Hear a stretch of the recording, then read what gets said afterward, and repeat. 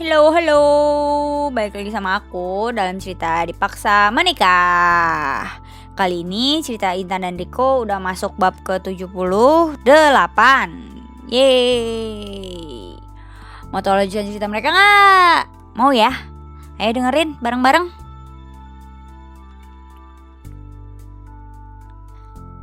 Sore hari Riko dan Intan pergi ke rumah sakit untuk menjenguk Pak Bambang setelah istirahat dan makan di apartemen. Sesampainya di rumah sakit, Riko segera menuju kamar Pak Bambang seperti minggu lalu. Tapi ternyata Pak Bambang sudah dipindahkan ke kamar lain karena kamar itu sedang direnovasi. Riko pun kembali ke lobi rumah sakit menuju meja informasi untuk menanyakan di mana Pak Bambang dipindahkan. Intan mengikutinya di belakang. Pasien bernama Bambang Argadinata dipindahkan di ruangan mana ya? Tanya Riko pada wanita yang menjaga meja informasi menggunakan bahasa Inggris. Intan yang mendengarkannya pun ingin muntah.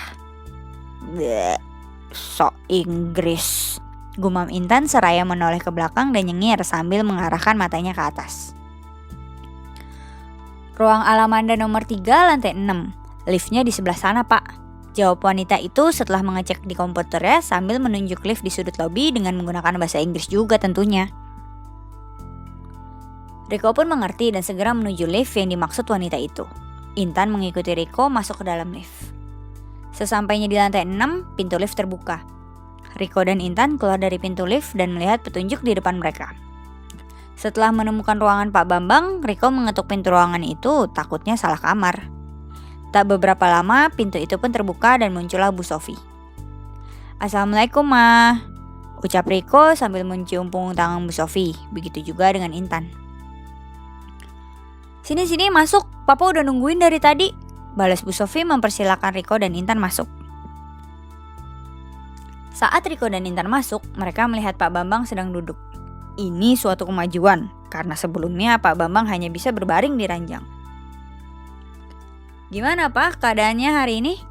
Tanya Riko saat sudah duduk di kursi samping ranjang Pak Bambang. Udah jauh lebih baik, Rik. Papa seneng banget dan udah gak sabar pengen segera pulang.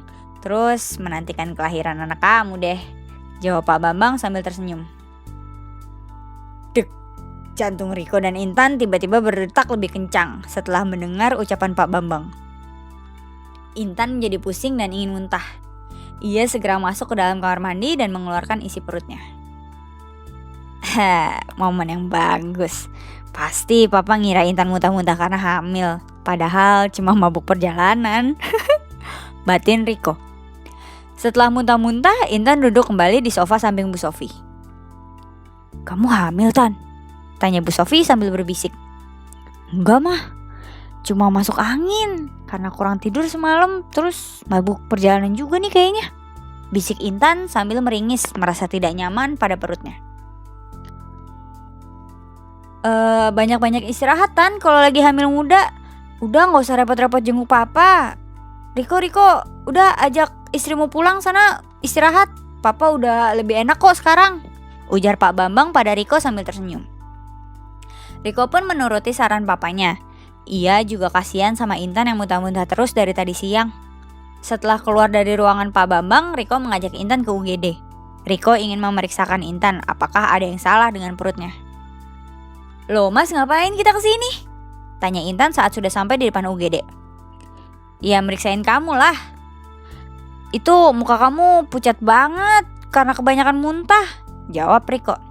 Gak mau Mas, udah aku gak apa-apa kok. Aku cuma butuh istirahat doang, balas Intan menolak. Sejujurnya ia sangat takut dengan jarum suntik.